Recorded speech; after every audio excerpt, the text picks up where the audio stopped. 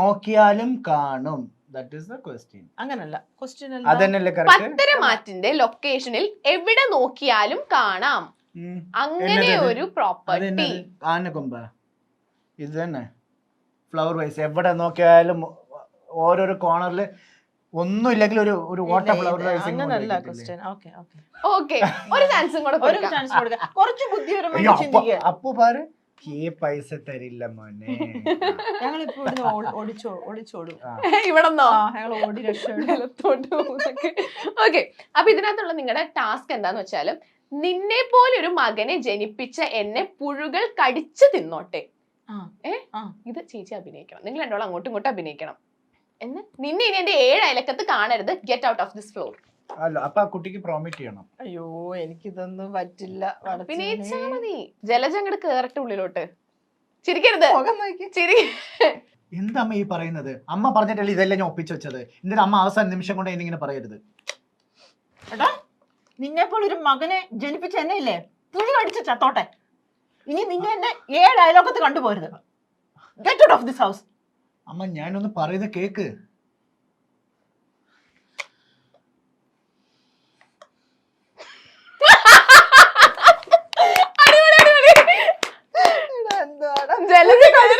പുഴു കടിച്ച് ചത്തോട്ടെ.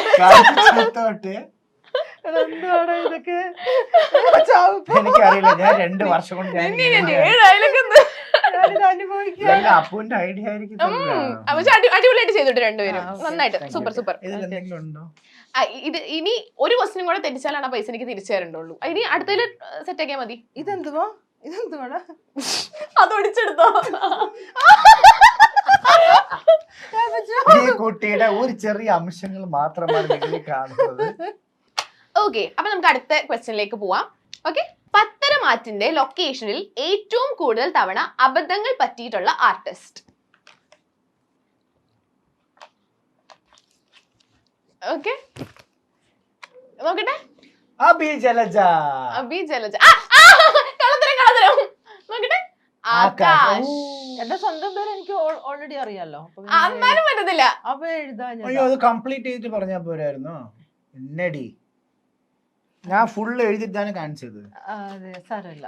ഇത് ശരി പോലെയാണ്. ഇത് കറക്റ്റ് ആയിട്ടാണ്. ഇത് കറക്റ്റ് ആണ്. കാരണം ജലജ സ്വന്തമായിട്ട് ഞാൻ എഴുതാം. അബി ആകാശ് ഒന്ന് പേര് സെയിം. ഞാൻ പക്ഷെ പത്തരമാറ്റെന്ന് പറഞ്ഞോണ്ട് ഞാൻ ക്യാരക്ടർ അത് കുഴപ്പമില്ല. സെയിം ആണ്. ഓക്കെ, അപ്പൊ നമുക്ക് അടുത്ത ക്വസ്റ്റ്യനിലേക്ക് പോവാം. കറക്റ്റ് ആണ്. അപ്പൊ അതുകൊണ്ട് ടാസ്ക് ഇല്ല. ഓക്കെ, ഏത് സീരിയലുമായാണ് പത്തരമാറ്റിന് ഏറ്റവും കൂടുതൽ മത്സരമുള്ളത്?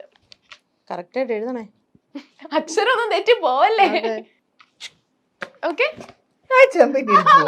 അടിപൊളി സെറ്റ്. ഓക്കെ, അടുത്തത്.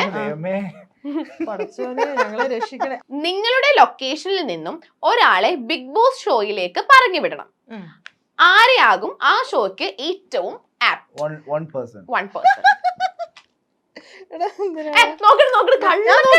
ഞാൻ നോക്കിട്ടേ ഇല്ല.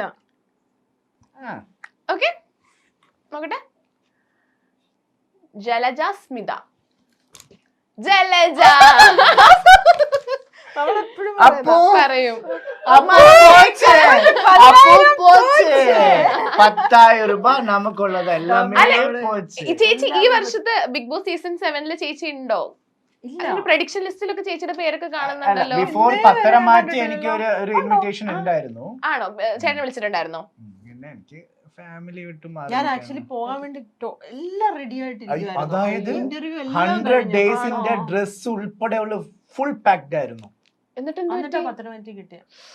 അയ്യോ, എന്നിട്ട് അല്ല ലൈക്ക് ലാസ്റ്റ് ബാഗ് എല്ലാം പാക്ഡ് ആണ്. എത്ര ബാഗ്സും എല്ലാം 23 പേഴ്സൺസ് ആയിരുന്നു അന്ന്. അപ്പൊ അവര് ലാസ്റ്റ് ഒരു 21 ആക്കി അവര് കുറച്ചു. അപ്പൊ 2 പേരെ അവര് കട്ട് ചെയ്തു. അപ്പൊ ഞാൻ എന്നെ കട്ട് ചെയ്തു. അയ്യോ, സങ്കടമായോ? അപ്പൊ ഭയങ്കര സങ്കടമായി. പക്ഷെ എനിക്കിപ്പോ സന്തോഷം. കാരണം അതിലും കിട്ടാഞ്ഞപ്പോ എനിക്ക് വിഷമമായപ്പോ ചാനലിൽ നിന്ന് തന്നെയാണ് എന്നോട് ഇങ്ങനെ ഒരു ഫിക്ഷൻ സീരിയൽ തുടങ്ങുന്നുണ്ട്. ഒരു നെഗറ്റീവ് ക്യാരക്ടർ ഉണ്ട്. അപ്പൊ ഒരു ഓഡീഷൻ ഉണ്ട്. സ്മിത പോയിട്ട് അറ്റൻഡ് ചെയ്യുന്നു പറഞ്ഞിട്ട് എനിക്ക് അങ്ങനെയാണ് പത്തരമാറ്റി കിട്ടിയത്. അങ്ങനെയാണ് എനിക്ക് അതുകൊണ്ടാണ് നല്ലൊരു അമ്മേനെ അമ്മയെ കിട്ടിയത്. കിട്ടിയത്. Okay, okay. ചേട്ടൻ എന്താ പോവാണ്ടിരുന്നേ ബിഗ് ബോസിൽ? അല്ല ഇവനെ വിളിച്ചിട്ടൊന്നുമില്ല, കള്ളം പറയാം. അല്ല അങ്ങനെ വിളിച്ചെന്നല്ല പറഞ്ഞത്. വിളിച്ചോ? അല്ല എനിക്കൊരു കോൾ ഉണ്ടായിരുന്നു. ഉം.